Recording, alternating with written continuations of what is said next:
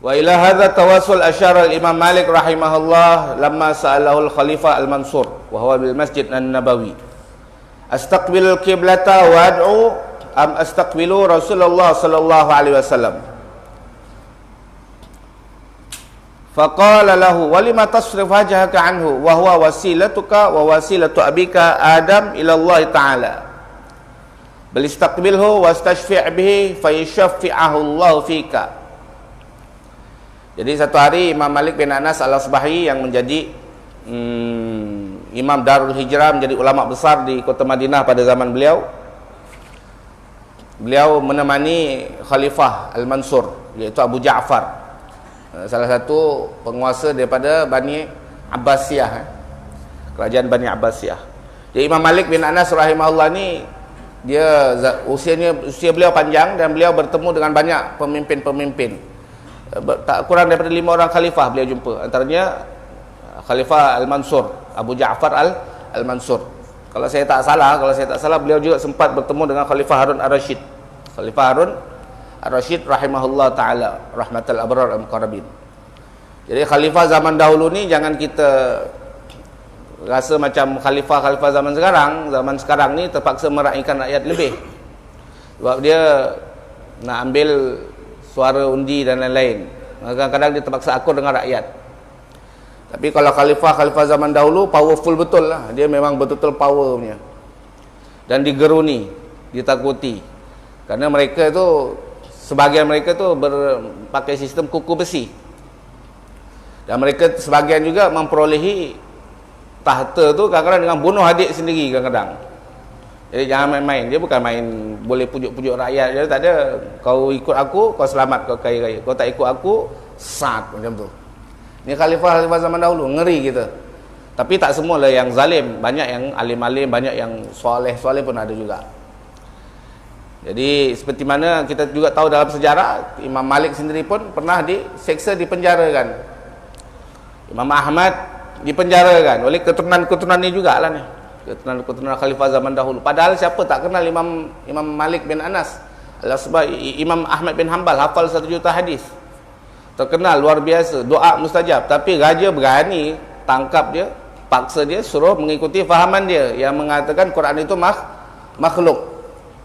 Imam Ahmad bin Hanbal tak peduli kau raja, kau tak raja, kau sultan, kau tak sultan.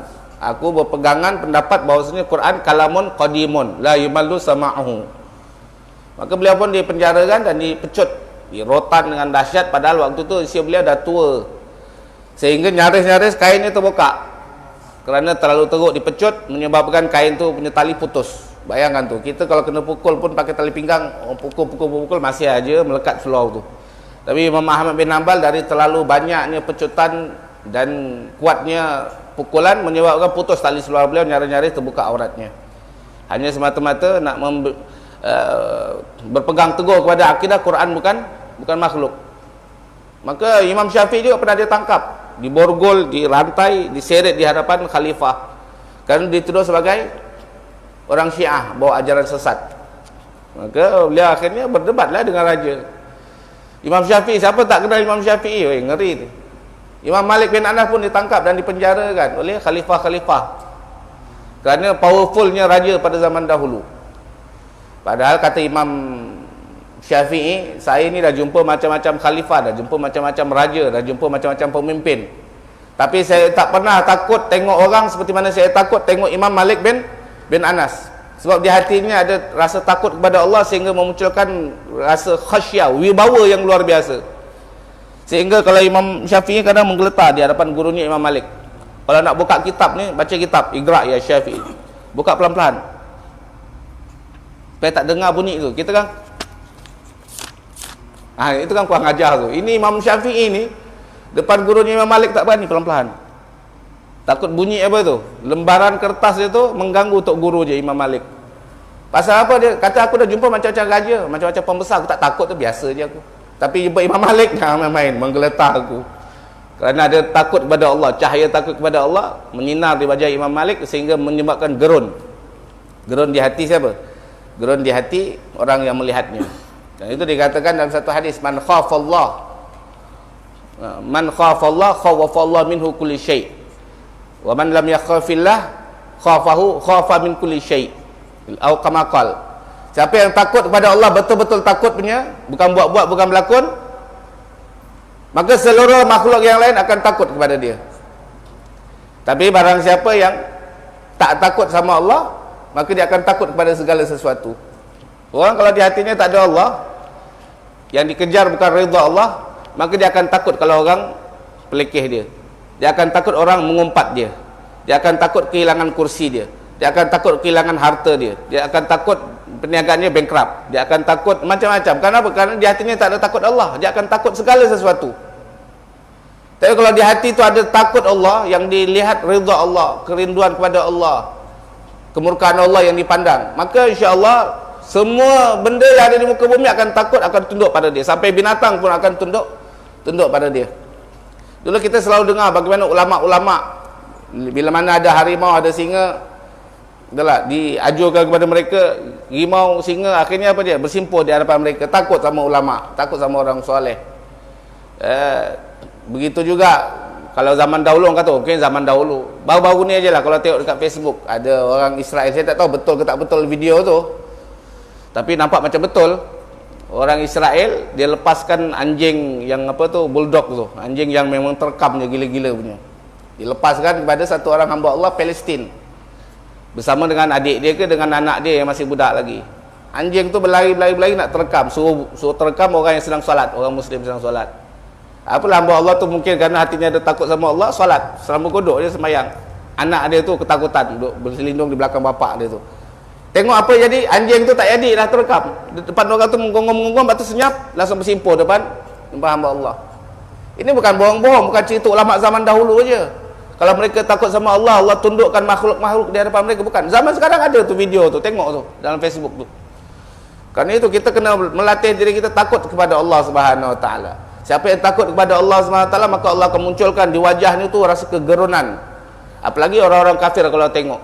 Orang kafir kalau tengok orang yang takut sama Allah, memang menggeletar tubuh badan dia tu.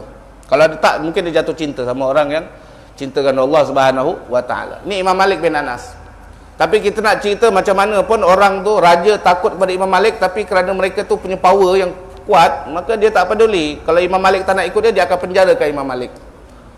Tapi Imam Malik pun memang tahu, dia tahu kehebatan raja-raja, dia tahu ganasnya raja-raja, khalifah-khalifah ni luar biasa. Dia pun tak takut sama raja. Kerana itu bila Malik Sultan Abu Ja'far Al-Mansur ziarah makam Nabi, dia temankan Abu Ja'far Al-Mansur ni, bertanya setelah ziarah makam Nabi, dia nak berdoa, dia nak pusing badan belakang ngadap kiblat. Sebab kita tahu kan, ni contoh ni arah kiblat. Kalau kita kan masuk daripada Babus Salam tu, masuk sana kan ziarah makam Nabi, maka maknanya makam Nabi kan belah sini. Kita masuk di sini, masuk di sini, bagi salam ke Rasulullah kan. Ni mihrabnya imam. Kita akan salam, Rasulullah belah sana. Kerana apa? Kerana wajah Nabi menghadap ke sini, dipanggil muwajahah. Kita buat assalamualaikum ya Rasulullah, assalamualaikum ya Rasulullah. Nak berdoa, kalau berdoa menghadap makam Nabi, muka jumpa muka. Kan? Bermakna kita membelakangkan kiblat.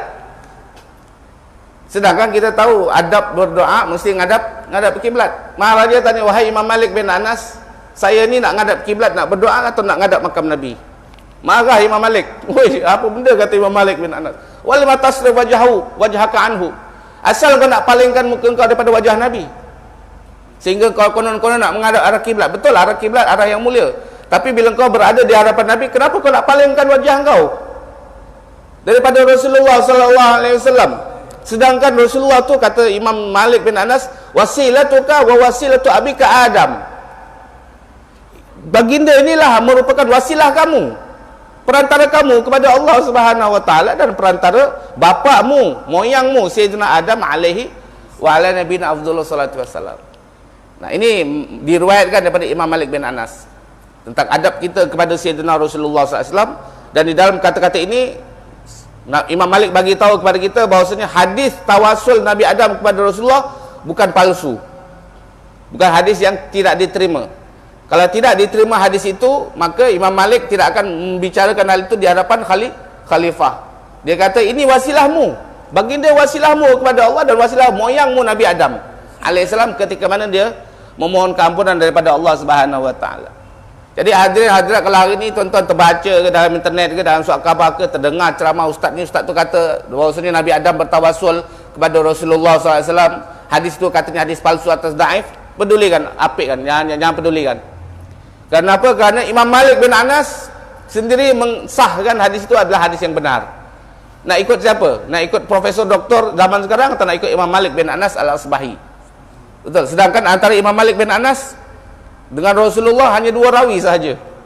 Hanya dua rawi sahaja. Beliau menerima daripada guru, guru menerima daripada guru, langsung daripada Rasulullah. Dia lebih dekat zamannya kepada Nabi SAW. Maka keaslian cerita itu lebih kita percaya daripada orang zaman sekarang punya fatwa. Itu yang disebut oleh Al-Habib Zain bin Smith. Itulah. Setelah itu Imam Malik bin Anas membaca firman Allah Subhanahu Wa Taala, walau annahum izzalamu anfusahum ja'uka fastaghfirullaha wastaghfara lahumur rasul lawajadullaha tawwabar rahima. Andai saja manusia itu menzalimi diri-diri mereka dengan melakukan dosa dan maksiat, lantas mendatangi engkau ya Rasulullah, kata Allah, fastaghfirullah, lantas mereka beristighfar kepada Allah, wastaghfara lahumur rasul, dan Rasulullah telah meminta istighfar untuk mereka, lawajadullah tawwabar rahima, pasti mereka akan menemukan Allah adalah maha pemberi taubat dan maha kasih sayang, maha memiliki sifat kasih sayang.